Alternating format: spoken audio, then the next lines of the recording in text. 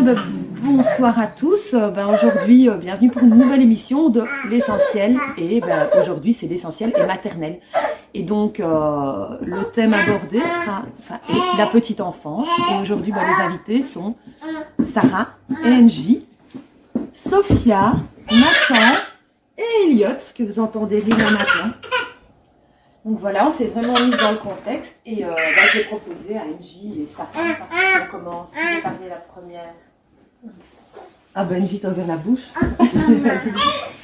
Donc moi c'est Angie, j'ai 24 ans maintenant et je suis la maman d'Elliot. Moi c'est Sarah, j'ai 30 ans, je suis maman de Nathan, 3 ans et Sophia, 20 mois. Cette émission aujourd'hui, c'est parce que j'ai été confrontée moi à un modèle éducatif qui m'avait été transmis par mes parents et puis je vois vos modèles éducatifs à vous deux et je me dis waouh, si c'était à refaire, je ferais comme vous.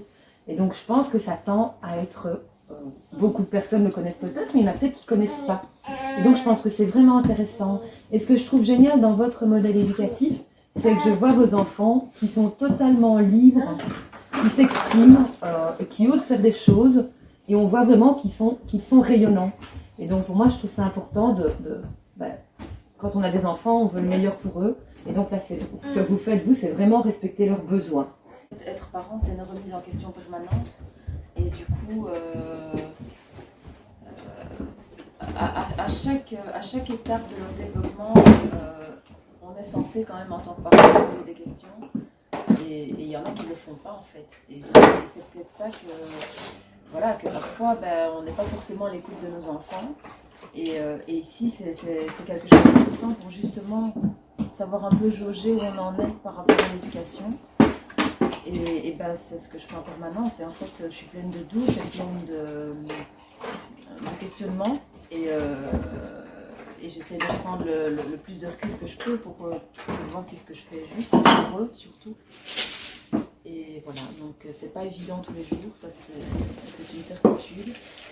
Et c'est peut-être pour ça aussi, c'est parce que c'est très difficile que certains parents préfèrent déléguer à la crèche, à l'institut, à l'école, aux gardiennes, aux grands-parents, à tous ces membres en fait qui ont été au fur et à mesure inclus dans la vie des parents, qui ont pris la place en fait de l'éducation des enfants que les parents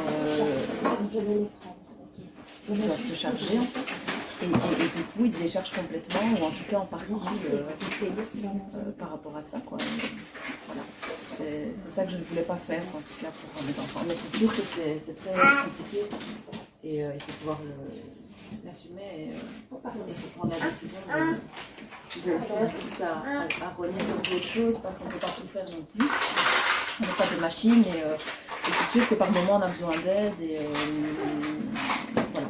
Mais c'est le pari que je veux relever. Là, on est dans une société où on a délégué la totalité de notre rôle de parent en fait et au détriment du lien avec nos enfants. Je dis ça parce que c'est vraiment ce que j'ai vécu et je me suis dit mais flûte, j'ai pas créé ces liens avec mes enfants. On m'a dit que c'était bien à l'école, on m'a dit que il fallait lui mettre des limites, on m'a dit que il fallait qu'il obéisse. Et puis moi j'ai cru tout ça et je vois qu'au final les enfants ils sont pas épanouis quand on fait ça. Et ils sont pleins de peur, et ils sont pleins de manque de confiance en eux. Et donc voilà, c'est vraiment ça. Et comme tu expliques, surtout que c'est difficile, c'est parce que avant, dans certaines cultures, c'était tout le village qui se mettait autour de la maman qui venait d'accoucher. Là maintenant, une maman, quand elle met son enfant au monde, elle est seule chez elle, avec son enfant. Elle se dit, comment je vais faire? Et on vous dit, il faut l'allaiter toutes les 4 heures, il faut faire ci, il faut faire ça. Il ne faut certainement pas... faire à la demande, il faut que ce soit toi qui mettes le cadre. Et donc c'est tous ces il faut que qui donnent à un moment le doute. C'est ma belle-mère et on a déjà eu des différends par rapport au contrôle, parce que je suis quelqu'un qui essaye de beaucoup contrôler et c'est grâce un peu à ces remises en question là que je me suis dit, oui j'ai envie de contrôler, mais je peux pas contrôler parce que j'ai mis un enfant sur cette terre, je vais le contrôler, j'aimerais le contrôler, donc je vais lâcher prise et moi j'aime pas qu'on me contrôle. sera lui qui contrôle s'il a faim, s'il a sommeil, c'est lui qui contrôle, c'est pas moi. C'est un peu, quand je t'entends, aussi un travail d'évolution personnelle. Le fait de te dire à un moment, je vais lâcher prise et je vais faire confiance à mon enfant, tu vois. Et c'est merveilleux d'avoir cette capacité de remise en question, se dire, là maintenant, je vais faire un travail sur moi pour le bien de mon enfant, pour respecter ses besoins. Et donc je dis franchement bravo, quoi. Je vais quand même encore revenir sur l'allaitement, si vous êtes d'accord. Parce que je trouve que, enfin moi perso, c'est un truc que j'ai super mal vécu parce que on me dit, les infirmières, les accoucheuses me disaient il faut faire ci, ma maman me disait il faut faire ça. Ah non, Muriel, ne fais pas ça. Et moi je savais plus. Le nombre de fois j'ai pleuré en me disant mais qu'est-ce que je fais? Je lui donne pas. Est-ce que c'est bien? Est-ce que c'est mal? Donc je pense que vous avez un allaitement qui fonctionne super bien puisque toi Elliot a 10 mois, tu l'allaites toujours. Et toi Sarah, t'as Nathan. Non, c'est Sophia. Même Nathan a 3 ans. Nathan, je l'ai allaité 1 an. 1 an, Et Sophia, Sophia 20 mois. Donc voilà, vous êtes quand même, je pense, experte en lactation et en... En fait, ce qu'il y a, c'est qu'avec l'évolution de la société, c'est pas pour trouver des excuses, mais c'est pour trouver une explication. Avec l'évolution de la société, les femmes ont été obligées de travailler. Et en fait, ça c'est devenu un gros problème parce que dans le temps, nos grands-parents, nos arrière-grands-parents élevaient, souvent la maman élevait les enfants à la maison. Je ne dis pas que c'était la solution, mais en tout cas, qu'on nous laisse le choix. Et là, on n'a plus le choix, en fait. Si on ne travaille pas à deux dans une famille, dans un ménage, on n'y arrive pas. Donc, en fait, la société ne nous laisse plus le choix d'éduquer comme on voudrait nos enfants. Et donc, il y a tous ces dogmes qui ont été judicieusement placés pour qu'il y ait une pensée unique autour de la parentalité, de l'allaitement, de tout en fait. Chaque point qui touche les enfants sont régis par un dogme, par des dogmes. Et en fait, maintenant c'est mal vu si tu travailles plus, tu restes à la maison avec tes femmes au foyer. Qu'est-ce qu'on te dit tu rencontres quelqu'un, ah tu fais quoi dans la vie? Et tu lui dis je suis mère au foyer. Ah oui. Donc tu te sens tout de suite dénigré alors qu'en fait c'est un peu et que c'est beaucoup plus épuisant de s'occuper des enfants H24 que d'aller travailler. Ça c'est un fait certain parce que je fais les deux, je le sais, c'est comme ça, c'est clair. Et donc en fait du coup tout a été contrôlé depuis le départ. Donc les enfants doivent aller à l'école, c'est comme ça. Les enfants, ils sont malades, ils doivent avoir des antibiotiques, ils doivent être vaccinés, surtout si la maman travaille et qu'en fait il faut les mettre en crèche. Tu dois surtout pas allaiter trop longtemps parce que c'est mal vu par la société. Et en fait, il n'y a rien qui est mis en place pour te permettre de le faire. Au contraire, justement. Dans d'autres pays, il y a des espèces de cabines dans les villes pour que tu puisses aller allaiter ton enfant tranquillement et à ton aise, quoi. Ici, il n'y a rien, enfin, c'est un peu généralisé en Europe, mais il n'y a rien de prévu pour. Et certaines personnes, en plus, prennent mal le fait de voir une maman allaiter alors qu'il n'y a rien de prévu. Et donc, tout ça, c'est aussi le regard des gens et c'est très compliqué en fait. Si on n'est pas certain de ses valeurs et certain de ce qu'on veut apporter à son enfant et de ce qu'on veut vivre et de ce qu'on veut faire, on se laisse avoir en fait. On se laisse avoir. Je pense que quand ils ont commencé à faire des laits en poudre, il fallait vendre ces laits en poudre. Et donc ça a été, on a prôné le lait en poudre au détriment de l'allaitement maternel. Et donc voilà, et qu'est-ce qui est meilleur pour eux? C'est vraiment tout ce qui est naturel. Donc on a fait pas mal d'émissions sur tout ce qui était naturel. C'est clair qu'il n'y a rien de meilleur que le lait maternel pour un enfant. Enfin, on le voit avec les enfants qui sont totalement bien, en bonne santé, épanouis. Et donc voilà, par rapport à ce dogme, par rapport à ces valeurs et tout, effectivement, rien n'est fait pour qu'on puisse avancer dans de bonnes conditions. Et ça se répète de génération en génération, en plus. Et donc là maintenant, par contre, je vais juste dire ça, c'est que vous et nous mettons des choses en place pour passer à autre chose. On sent vraiment que que c'est contrebalancé. Donc on revient aux valeurs d'allaitement, qu'on revient aux valeurs d'écoute des enfants et aux besoins des enfants. Parfois il faut batailler, mais bon. Ce qui est difficile pour les mamans en fait, c'est qu'ils ont donc prôné le lait, ils ont fait de la désinformation sur ça pour pouvoir vendre le lait. Et donc ce qui se passe, c'est que mon avis, il est contrôlé par le pharmaceutique et par les grandes surfaces internationales. Et donc ça veut dire que si il disait la vérité entre guillemets sur ce qu'est l'allaitement, ben, au final le pharmaceutique allait pas couler, mais le lait maternel il n'est pas que nourrissant. Donc si je fais la liste, bon j'ai pas tout en tête, mais il est hydratant, il est il est cicatrisant, il est anti-biologique, antiviral, antibactérien. Il règle tout ce qui est problème de peau, etc. Donc si on fait la liste et qu'au final on se dit ben non j'ai mon lait maternel, je vais pas à la pharmacie pour X ou Y problème, les otites aussi, les actes, vont couler, donc c'est pas avantageux pour eux de faire la promotion de l'allaitement et de bien faire. Elliot avait 2 mois, tu allaitais Elliot et cette pédiatre t'a fait acheter un... Enfin moi j'ai été au courant par rapport au fait qu'on voulait lui faire acheter un vaccin contre le rotavirus à l'âge de 2 mois. Et donc là on a tiré la sonnette d'alarme, mais tu peux juste expliquer ce qu'on t'a dit. J'étais pas du tout informée par rapport à quel vaccin faire, si c'était bien, si c'était pas bien.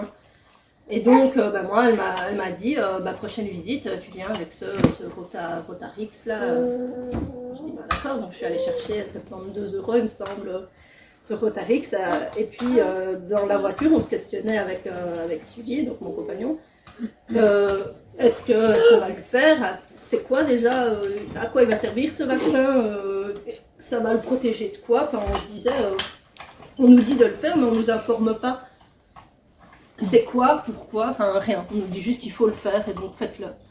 Et donc là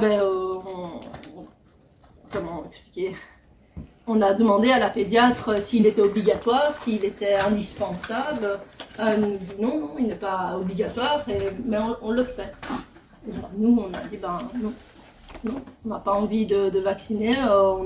Il est en bonne santé, il est allaité, il a tous mes anticorps, je suis vaccinée. Et donc, tous mes anticorps, il les aura. Il n'a pas besoin d'avoir quelque chose dans son corps, alors qu'il combat très très bien tout seul, surtout grâce à l'allaitement. Donc voilà, donc on n'a pas fait ce vaccin. Je ne le vaccinerai pas, sûrement pas tant qu'il est allaité. Et je ferai certainement juste l'obligatoire parce que j'ai pas le choix. Donc moi j'avais envie de rebondir là-dessus. Par rapport aux vaccins ou aux médicaments ou aux antibiotiques en général, mais c'est vrai plus particulièrement quand même la vaccination, quels parents s'informent sur ce qu'il y a dans le vaccin qu'on va donner à son enfant? Quels parents s'informent? J'en connais pas en fait autour de moi. Dans toutes mes connaissances, on va chez le pédiatre, on va chez le médecin a dit que, alors on le fait. Et donc, on met toute sa confiance, plus que ça en fait, c'est plus que de la confiance parce que il y a des problèmes avec les vaccins. Il y a des handicaps, il y a des maladies graves, il y a des choses terribles comme effet suite au vaccin. Donc, c'est plus que de la confiance et les parents, ils vont comme ça les yeux fermés. Et en fait, c'est parce que le docteur l'a dit, parce que le pédiatre l'a dit, alors on le fait. Et on se pose plus de questions sur rien en fait. Et c'est pareil avec tout, avec l'allaitement aussi. Oui, si on m'a dit que le lait maternel, enfin le lait en poudre, c'était aussi valable que le lait maternel, alors c'est bon. Et on ne s'informe pas. On ne va pas lire ce qu'il y a dans les boîtes de lait, on ne va pas regarder les médecins qui font des recherches et qui ne sont pas financés par Big Pharma, qui font des recherches sur les laits en poudre et qui voient qu'il y a de l'aluminium, qu'il y a des pesticides, qu'il y a des hormones de croissance dans le lait. Et donc les parents n'en savent rien du tout. Et c'est ça qui est grave à mon sens parce qu'on parle de nos enfants en fait. Et ne pas savoir ce qu'on leur donne, pour moi c'est inconcevable en fait. Elliot, tu préfères manger les petits tabourets de la maison. C'est moyen. Mais c'est pas bon. Et donc, juste par rapport à ce que tu dis, moi j'ai appris récemment, donc ça fait depuis toute cette crise, tout ce qui se passe, j'ai commencé à me questionner, puisque vous commencez bien plus tôt, moi je viens de commencer depuis 1 an et demi. Et en fait, j'ai appris donc en naturopathie, quand on est malade, on sort les toxines de son corps. Et donc, la réflexion est, on empêche les enfants d'être malades dès 2 mois. Donc ça veut dire on leur passe le message que ils doivent garder toutes leurs toxines dans leur corps. Ouais. Et puis alors on s'étonne qu'il y a des problèmes, des ulcères d'estomac, des douleurs abdos, alors que naturellement quand on est malade on a la diarrhée, on expulse ce qui doit sortir du corps. Enfin, c'est un peu un nettoyage du corps. Et sa maison on la nettoie. Et son corps, dès l'âge de 2 mois, on dit il ne faut pas le nettoyer, il faut tout garder dedans. Alors là c'est un non-sens. Pour moi ça a été une révélation parce que je ne conscientisais pas ça puisque je suis infirmière et on m'a appris. Quand on a de la fièvre, on donne un dafalgan. Ah non, il ne faut pas laisser la fièvre. Alors que la fièvre, ça fait transpirer, ça fait sortir des toxines. Quand on a la diarrhée, on prend un truc, il faut stopper la diarrhée. Et moi aussi, j'aurais voulu qu'on parle d'un thème qui est la DME. Je ne vais pas me tromper sur ce coup-ci. Parce que c'est un truc que j'ai découvert avec vous, grâce à vous. Je ne connaissais pas du tout. Et je n'ai pas la c'est d'accord de parler de DME. Donc c'est la diversification menée par l'enfant. Et c'était aussi une histoire de besoin. En fait, elle n'avait pas envie de contrôler les quantités qu'il mangeait, la façon de lui mettre dans la bouche. Moi, personnellement, si on me met quelque chose dans la bouche, voilà, je préfère mettre les quantités que j'ai envie moi et prendre d'abord mon haricot plutôt que mon poisson. Donc voilà, j'avais envie qu'il puisse faire pareil. S'il a envie de prendre une frite dans son assiette, il la prend avant. Et donc, depuis ces 6 mois, même un petit peu avant, on a commencé à lui donner des légumes. Et puis après même parfois les biscuits, etc. C'est moins bon, mais c'est ce qu'on a à disposition. Et directement, il mettait en bouche, il avait l'air de prendre à manger, etc. Et donc on s'est dit que c'était quelque chose qui lui correspondait. Il mangeait quand il avait faim, ce qu'il avait envie. Donc la DME, moi aussi je l'ai fait, ça s'est super bien passé avec Nathan. Et avec Sophia, elle était plus difficile pour manger. Nathan a vraiment mangé de tout. Et donc, mais c'est aussi de nouveau des jugements que les gens ne comprennent pas. Et qu'est-ce que c'est encore que ce nouveau truc là? Oui, tu veux toujours faire différemment que les autres. Mais en fait, c'était comme ça avant qu'on introduise les purées, les panades et tout ce qui s'ensuit, la bouillie, complètement infecte, inodore, incolore et insipide. Et en fait, à la base, les bébés ont commencé à manger comme ça, des morceaux bien cuits, de la taille plus ou moins de leur poing. Et c'est eux qui gèrent ce qu'ils ingèrent. S'ils ont encore faim, s'ils n'ont plus faim, ils le savent tout de suite. Et c'est plus toi qui va un peu penser à loi qu'on est en train de garder, mais c'est plus toi qui va faire ça. Et en fait, ils gèrent quoi. Ils gèrent. Et puis quand ils ont l'âge de tenir une cuillère, une fourchette et qu'ils sont demandeurs, ils gèrent. C'est une continuité en fait. Ça paraît normal quand on est dedans. Et de comment aborder les phases de sommeil. Donc la mise à la sieste, parce que moi, dans les crèches par exemple, c'est plus ou moins l'heure de la sieste, donc on met, ou dans les écoles maternelles, c'est plus ou moins l'heure de la sieste, et donc ça veut dire qu'on va mettre tous les enfants à la sieste en même temps. C'est l'heure de manger, on va leur donner tous à manger en même temps. Enfin voilà, il y a ce réglage temporel, on se lève à une telle heure, on mange à une telle heure, qui ne respecte pas vraiment les besoins individuels de chaque enfant, mais qui ne respecte pas nécessairement les besoins individuels de chaque maman. S'il y en a une des deux qui veut rebondir sur le sommeil et parler comment on aborde le sommeil, le repos, parce que se reposer, ça fait quand même partie des prérequis pour être en santé. Alors moi c'est compliqué le sommeil parce qu'en fait depuis le départ je regarde plutôt, j'essaye de capter les signes de fatigue et à ce moment-là les mettre à la sieste. Je pars aussi du principe que s'ils dorment, je ne les réveille pas. Le matin, ils dorment jusqu'à temps qu'ils se lèvent. Et donc, pour moi aussi, l'école, dans ce cadre-là, les posait problème parce que je ne me voyais pas les réveiller à 7h du matin alors qu'ils dorment jusqu'à 8h15, parfois 8h30, pour aller à l'école. Donc, le sommeil est hyper important pour la construction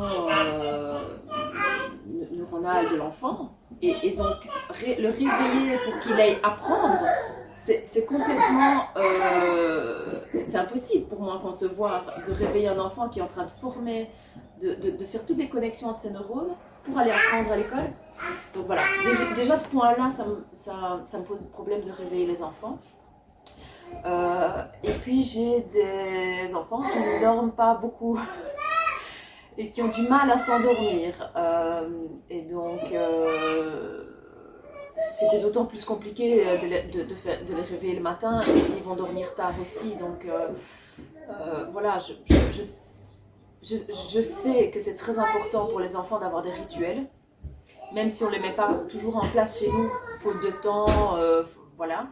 Mais c'est super important qu'un enfant ait des rituels au moment de se coucher, en fait, parce que c'est ça qui va faire, qui va savoir, et que inconsciemment il va se dire ok, maintenant on va dormir, quoi. La petite histoire, le câlin, maman, papa, le bisou, ça peut être plein de choses, une musique, chanter une chanson, une danse, toute calme avant d'aller dormir. Tout ça, c'est un peu de la théorie, non? C'est de la théorie, mais c'est quand même important le rituel pour amener au sommeil. Mais moi, j'avoue que j'ai du mal à respecter ça, parce qu'on ne respecte pas des horaires précis. On va une fois dormir, il est 20h, une fois il est 20h30, une fois il est 19h30, parce qu'ils sont plus fatigués qu'à leur habitude, et donc on va dormir plus tôt. Voilà, donc, et puis bon, on sort beaucoup de la maison, on fait beaucoup de choses à l'extérieur, et donc chronométrer, dire voilà, à telle heure on doit être rentré parce qu'il y a le dodo, et à telle heure on doit être rentré parce que d'abord il faut manger à telle heure, et voilà, nous on n'est pas du tout à fixer les horaires, et donc on est plus à s'écouter, si on veut aller au parc, si on veut encore rester jouer, si on veut rentrer, si on est fatigué. Et voilà, c'est vraiment écouter les besoins de l'enfant et pas lui imposer un règlement familial avec des moments bien précis pour faire telle et telle chose. Ce qui est peut-être plus difficile, c'est parfois trop de laisser faire. Et donc c'est aussi se respecter soi à un moment donné et dire ah ouais, là non, je suis vraiment fatiguée. Et donc quand vous respectez vraiment les besoins de votre enfant à un moment, lui, il peut aussi concevoir de respecter nos besoins aussi. Hein. Et il y a aussi, je voulais rebondir par rapport à ce que tu dis sur l'environnement dans lequel on vit actuellement, la pollution qui est actuellement, et ce qu'on trouve comme produit alimentaire qui manque cruellement d'un équilibre aussi, une fois de plus, dans les bons éléments nutritifs. On a vu par exemple que toute cette pollution nous amène parfois à manquer de substances comme par exemple de magnésium, et que ces manques de magnésium pouvaient engendrer une hyperactivité chez les enfants. Et donc voilà, on a tout ça qui est en ligne de compte. D'ailleurs, peut-être, Angie, je crois que tu as mis le doigt aussi sur quelque chose hier par rapport à cette production de mélatonine qui était altérée par une hyperstimulation, c'est ça, ou une hyperactivité? J'ai su il n'y a pas longtemps que quand il y avait trop de fatigue, bon après je ne connais pas les termes, mais que ça produisait le cortisol, et que le cortisol engendrait d'autres trucs avec mélanine ou un truc du genre, mélatonine. La mélatonine. Et donc ça faisait des enfants qui ne parvenaient pas à tomber dans un sommeil tout court et dans un sommeil réparateur, quoi.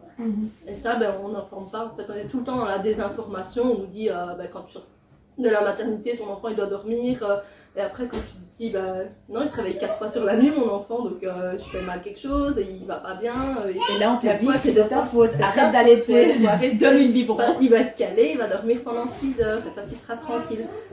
Non, une fois que tu sais que tu fais bien et que s'il a faim dans 2 heures, il se réveille dans 2 heures, il mange, tu lâches prise, et c'est beaucoup plus facile à vivre. Il a 11 mois, il se réveille encore 3-4 fois par nuit, je le vis pas mal, je me dis pas il est pas normal, ou moi je fais mal quelque chose. Son sommeil, je pense que le sommeil c'est après 2 ou 3 ans.